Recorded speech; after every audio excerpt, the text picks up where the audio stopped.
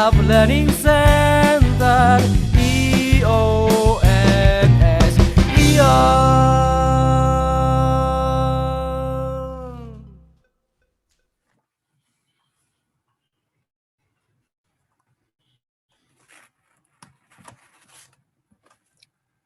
Okay, hello everyone.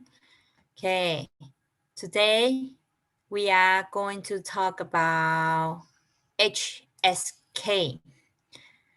Okay, probably let me share YouTube first. I mean, not YouTube, PowerPoint.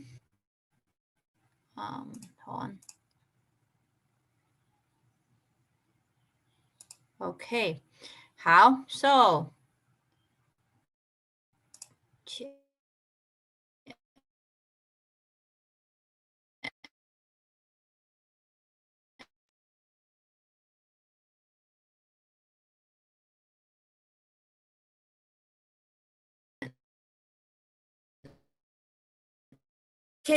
basically it's like a Mandarin exam, which is kind of like a English exam, like for such a TOEFL or IELTS, but this is the Mandarin one.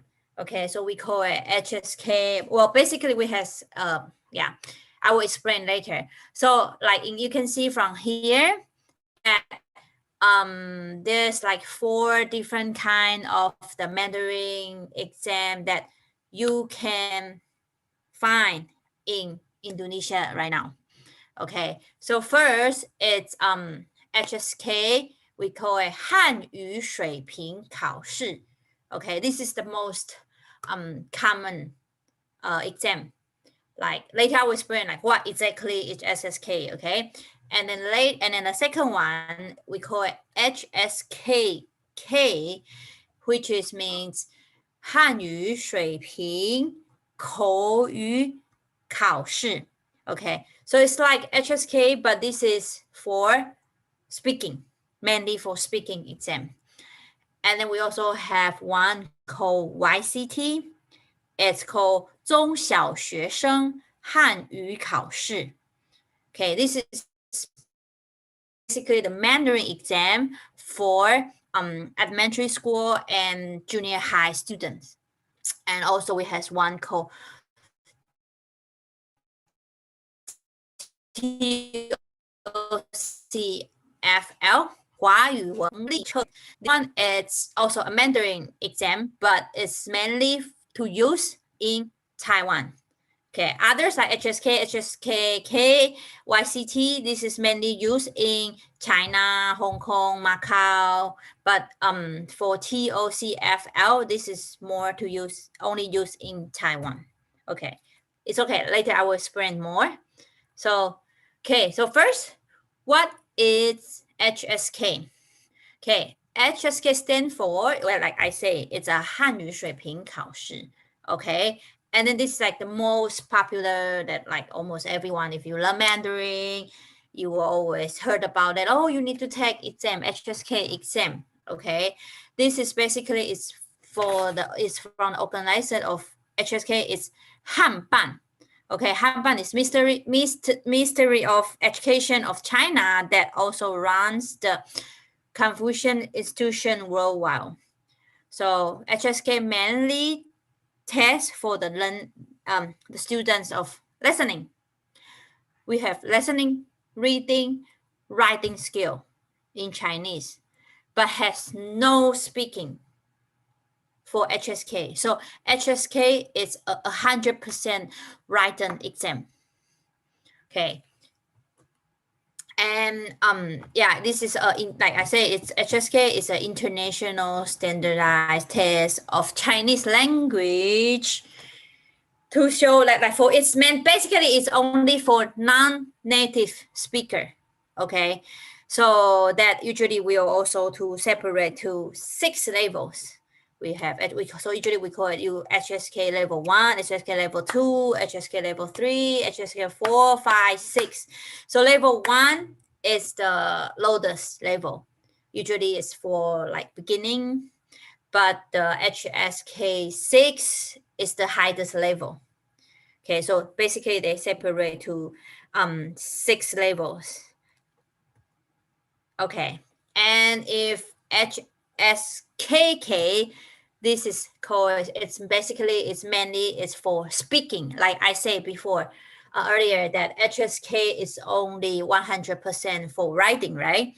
So sometimes depends on what school that you are applying, sometimes that they will require for you to also do the speaking exam. So that means that you also have to take this HSKK. So it's a speaking 100. This is just basically, it's just totally, it's a speaking exam.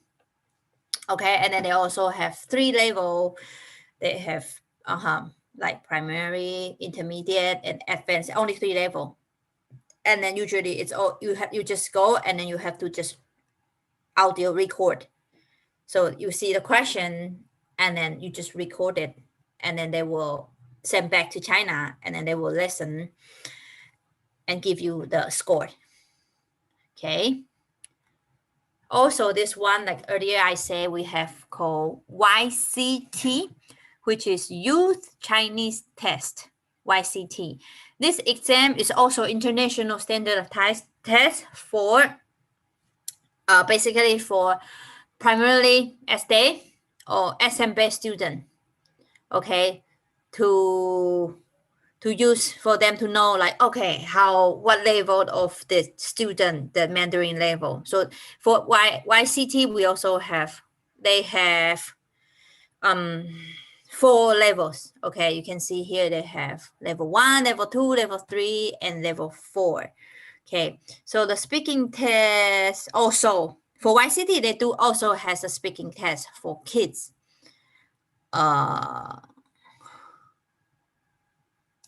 Okay, and then so you can also have YCT speaking. They also have they only have 2 levels, is primary and intermediate. Okay. Then the last one, the one that I say, that TOCFL, this one is only exam for if you plan to study in China.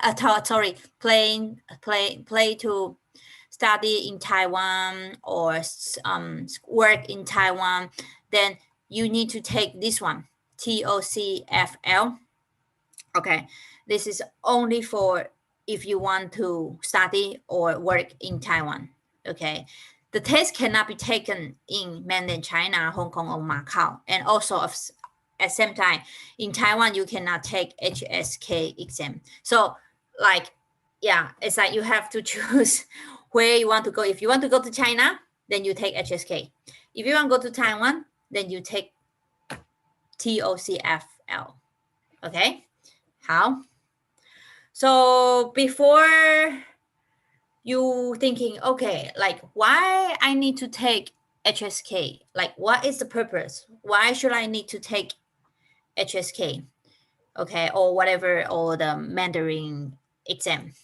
So first, why you have, because this is for, like, you know, the exam you will be understand, like the student, like, you know, when the school want to find the student, like come to studying our school, but we have to know that, like, what is your Mandarin level. So usually they have, like, if usually in the university in China, they will has like a minimum. If you want to come study in China in our school, the minimum will be, usually there will be HSK level 4. That is the minimum. Some of good school, they might be asking for HSK 5, right? So that exam, yeah. So it will be like for them to recruit the students or assign a student to a different classes.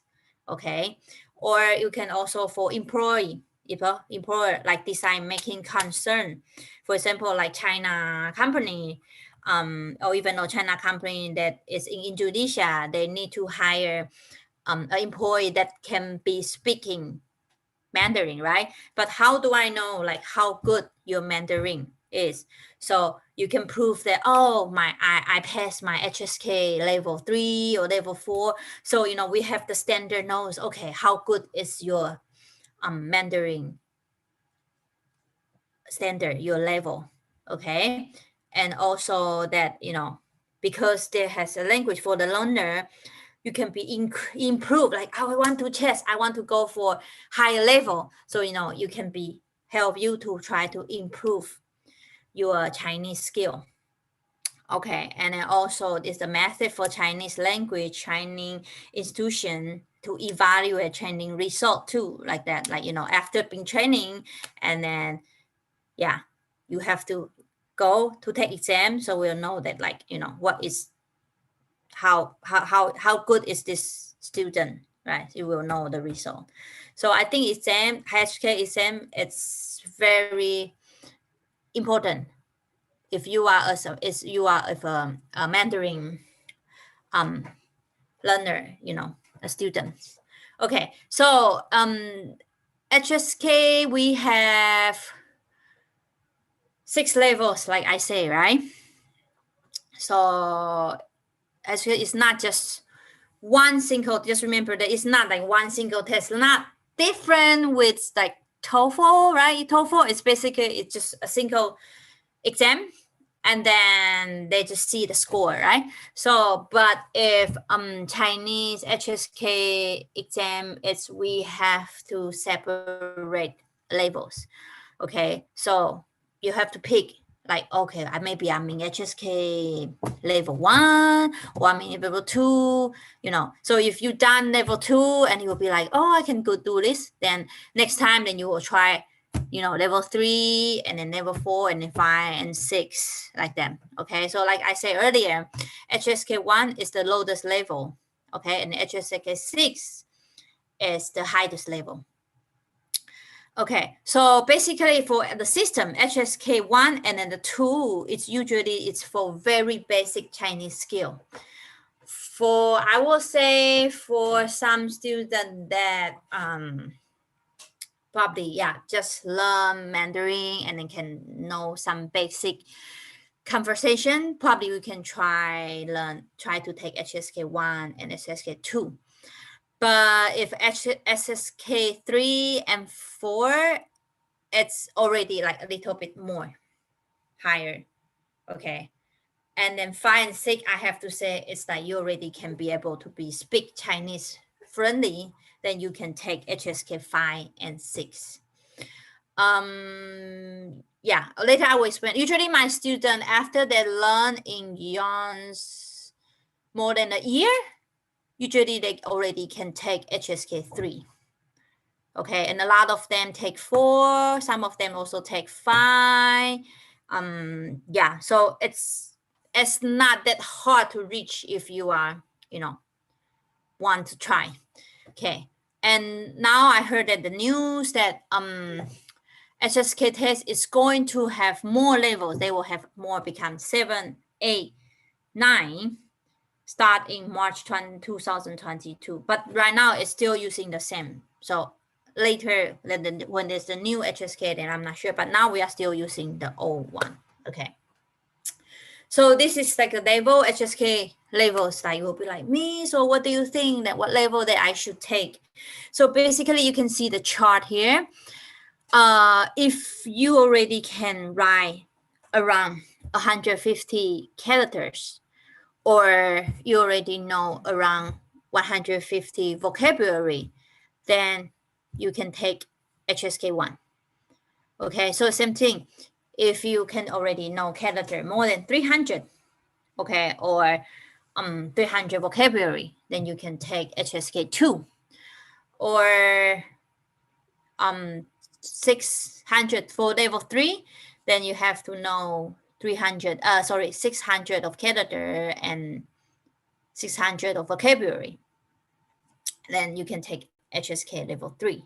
Okay, so you can kind of see it's kind of double up, right? First 150, then you double to become 300, then you become doubled again to 300 for the first 3 levels.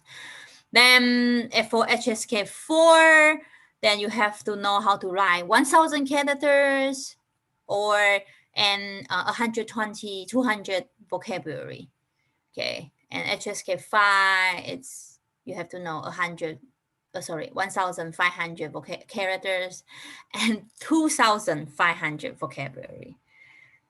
Then HSK 6 is you have to know how to write 2,500 characters and 5,000 vocabulary. Okay, the HSK 6 is, it's already like the highest level. So all you can see from here, you can say, HSK 1 can use for simple Chinese word, and usually it's very easy. Like, if you learn Mandarin for a while, HSK 1 for you, it should be no problem. And if HSK 2, it's if you already can communicate simply and directly on daily topic you are familiar with. If for HSK 3, it's like you already can handle basic communication in a daily life or study or work and travel with case is in China. Okay, it's HSK 4, you can discuss some like wide range of topic, okay, and you can already communicate with native speaker fluently. At least like the native speaker can understand that what you are trying to say if when you are in HSK 4. If you are HSK 5, basically you already can read Chinese newspaper, magazine, or watch film, TV, and write or deliver a full speech. Okay, and HSK 6, you can easily understand what you read and hear and express yourself smoothly, both written and oral. Okay, so this is like, you can have kind of idea like, okay, I think probably I can try HSK 2 or HSK 3. Depends on what level you are. This is just like kind of like a little guideline for you to know like what level